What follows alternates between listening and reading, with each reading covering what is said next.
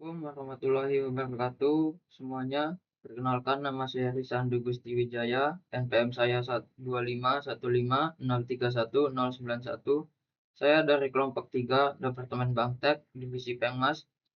Baik semuanya, di sini saya ingin menjelaskan analisis studi case orientasi pengurus Simatro 2026, Peraturan Mahasiswa Fakultas Teknik tentang pelepasan wisuda Fakultas Teknik Universitas Lampung. Bagian pertama ada pendahuluan. Pelepasan wisudawan termasuk tradisi konvoi atau arak-arakan oleh organisasi mahasiswa atau ormawa. Merupakan agenda seremonial penting di Fakultas Teknik Unila sebagai bentuk apresiasi bagi lulusan. Agar berjalan aman, tertib, dan terhormat, Dewan Perwakilan Mahasiswa atau DPM-FT menerbitkan peraturan resmi sebagai panduan baku. Analisis ini membedah identifikasi kebijakan, dampak efektif, serta keselarasan aturan tersebut dengan regulasi yang lebih tinggi.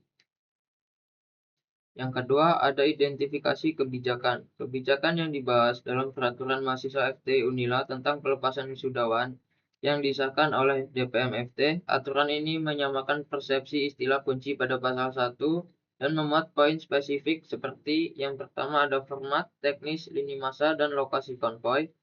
Yang kedua ada pihak penyelenggaraan dan elemen peserta. Ketiga ada kode perilaku, larangan, serta tingkat sanksi yang ada pada pasal 2, 8, dan 9. Yang keempat, prosedur rekomendasi penalti ke pihak dekanat yang ada pada pasal 10. Yang ketiga, dampak kebijakan terhadap ormawa. Ada dua dampak di sini. Yang pertama dampak positif. Pertama, ketertiban dan keamanan, yaitu pasal 6 mewajibkan peserta bersikap sopan dan patuh pada rute agar tidak mengganggu perkuliahan. Yang kedua, perlindungan martabat yang ada pada pasal 7 ayat 3 melarang atribut yang merendahkan wisudawan, fakultas, atau ormawa lain. Yang ketiga, kepastian hukum, yaitu adanya klasifikasi sanksi bertingkat yang jelas yang ada pada pasal 8 dan 9. Yang keempat, sinergi antar ormawa. Pada pasal 3 mewajibkan himpunan menunjuk koordinator dan melapor ke BMFT sehingga koordinator lebih solid. Adapun potensi dampak negatifnya, yang pertama pembatasan kreativitas pada ayat 5 pada pasal 5 ayat 3 mewajibkan izin BMFT untuk semua atribut atau musik berpotensi mengekang ekspresi keunikan himpunan. Yang kedua yaitu risiko konflik internal, yaitu penerapan sanksi bisa memicu gesekan jika BMFT tidak bertindak objektif dan transparan.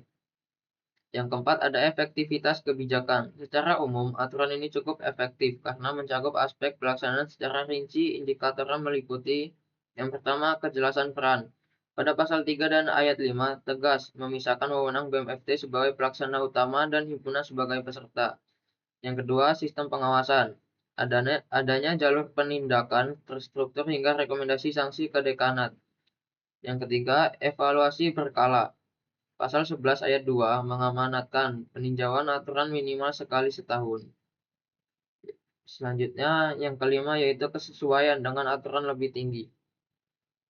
Kebijakan ini tidak berbenturan dan justru selaras dengan hukum di atasnya.